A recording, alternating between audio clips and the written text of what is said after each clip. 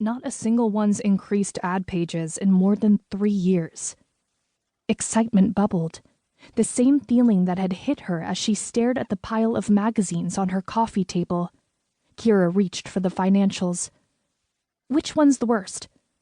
Home and family, easily the biggest dog. Keira flipped to the page on the company's flagship title and scanned the numbers. Ad revenue, editorial expenses, events. Events. The home and family show is the biggest loser. Mason snorted. Have you been to it? I got stuck manning a booth last year and it was horrible.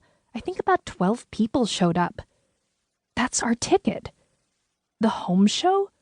Cameron's voice rose a few notches. You cannot be serious. Hell yes. Look. Keira stood and walked to her, flipping through the presentation they'd prepared for the meeting. All of our ideas still make sense, creating a platform for the modern woman. Cam pointed at the now empty seat at the head of the table. But Dad killed the idea. He killed a new idea. But what if we do something with an existing platform he could care less about? Kay, seriously? Home and family? Mason's brow furrowed, but Keira didn't miss the small light that hovered in her gaze. It's been irrelevant for years now. Even before Dad left it to rot, the magazine was outdated. Then we update it for the modern woman. Yes, she has a home and a family, and yes, she cares deeply for that part of her life. But she's more than that, has other interests. All we need to do is change the way we're currently doing business, change the way we're speaking to her, and we're going to use the trade show to do it. Cameron glanced at the financials once more before leaning forward. How? Keira smiled, and for the first time, she saw a glimmer of hope around the edges of her dream. They had the chance, a real opportunity to reach women and speak to them with content that mattered, content that valued them, and maybe even content that could save their lives if presented the right way. If only their mother had been encouraged to get checked earlier, had stayed on top of her yearly mammogram checkups. Keira let the thought drop, along with the what-ifs that had plagued her for more than 2 years. Maybe she had the power to put her loss to something good and worthwhile. What do you both say to a little game of let's make a deal? Chapter 1. We're the victims of a hostile takeover? Keira crumpled the morning's newspaper before slamming it on the uncluttered surface of her desk. And how did the Financial Journal find out about it before we did? It's a game, Keira. Nathan Cooper is just trying to put us in a disadvantaged position, Cameron said.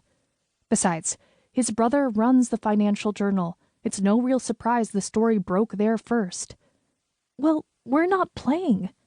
Keira ran her fingers over the glass beads at her throat, whirring them between her thumb and forefinger before she realized the unconscious gesture for what it was and stopped. And like that's fair to give the FJ an exclusive. Her sister let out a small sigh before she assumed her best CFO voice, stern with an overlay of mothering sensitivity. Come on, Kay. We've got a lot of cash on our books and we're not majority owners. You can't be all that surprised. We talked about this as a possibility, especially once Nathan filed his 5% stock purchase with the SEC last week. Keira knew Cameron was right. Knew that their hard work and industry-leading changes to the company would make them interesting to the business world. But a takeover? A crater opened in her stomach at the thought of losing all they'd worked for. It had brought the three of them even closer than they'd already been, and had given them purpose after their mother's death. It's not even true. I mean, what kind of journalism is this?